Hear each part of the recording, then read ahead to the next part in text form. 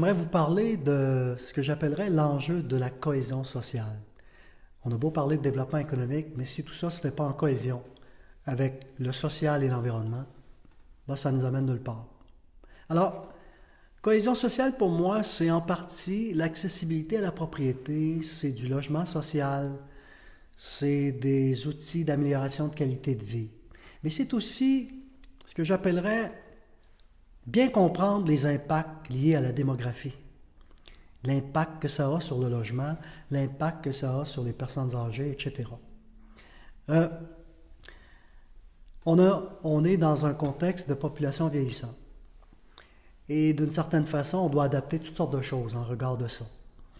On parlait de relève d'entreprise, mais on parle aussi de s'occuper de nos aînés.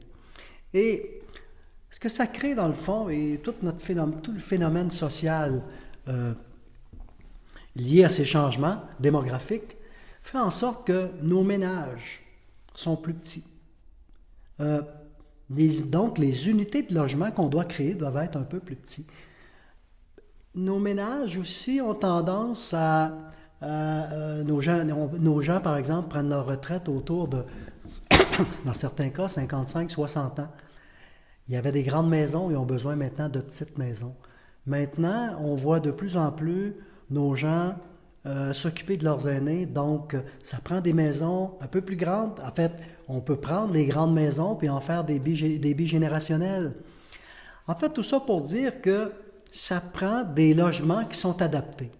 Évidemment, ça prend du logement social, abordable aussi pour notre population. Je sais qu'on en a à Victoriaville quand même passablement. Est-ce que c'est suffisant? Je n'ai pas tous les études en main, mais je considère que c'est important qu'une ville comme Victoriaville ait du logement social et du logement social abordable.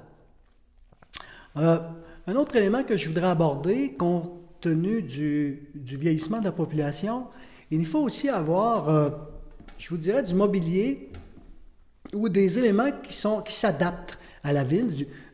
Donc, il faut que notre trame urbaine soit adaptée. Prenons par exemple l'entretien des trottoirs. Moi, dans ma tête, je trouve que les trottoirs doivent être bien entretenus. Et l'hiver, il faut qu'ils soient levés. Il faut vraiment qu'on enlève la neige.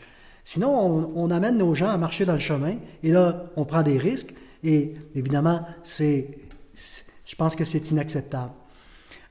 Il faut que nos pistes cyclables et nos pistes de marche soient bien éclairées. Il faut que nos traverses de piétons, qu'on ait du temps suffisant pour pouvoir traverser, qu'on organise des traverses de piétons aux endroits stratégiques.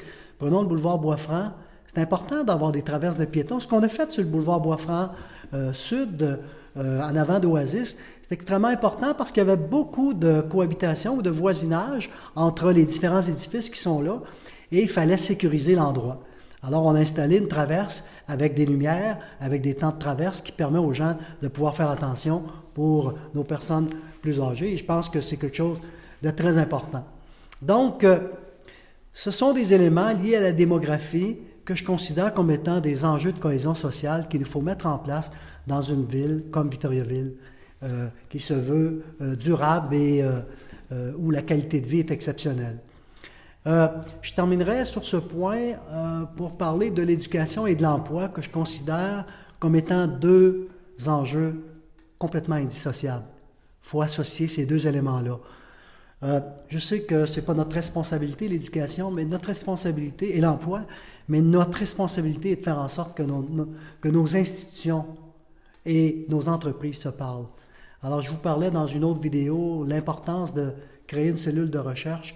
Mais moi, je pense qu'il faut absolument qu'il y ait une plus grande cohésion entre ce qui se passe dans nos institutions d'enseignement et ce qui se passe dans nos entreprises. Tout ça pour faire en sorte qu'il y ait une meilleure adéquation entre l'emploi et les besoins de l'emploi. Alors, cette dynamique liée à l'éducation, l'emploi, l'accès à la propriété, le logement social, ce sont des éléments clés qui doivent faire partie du concept de qualité de vie de Victoriaville. Une ville comme Victo, qui se veut durable, a besoin de ces trois piliers, l'économie, le social et l'environnement. Dans une autre vidéo, je vous parlerai d'environnement ou de d'autres thématiques de ce type. Alors, voilà, je vous remercie et je vous invite encore à interagir avec moi. Merci.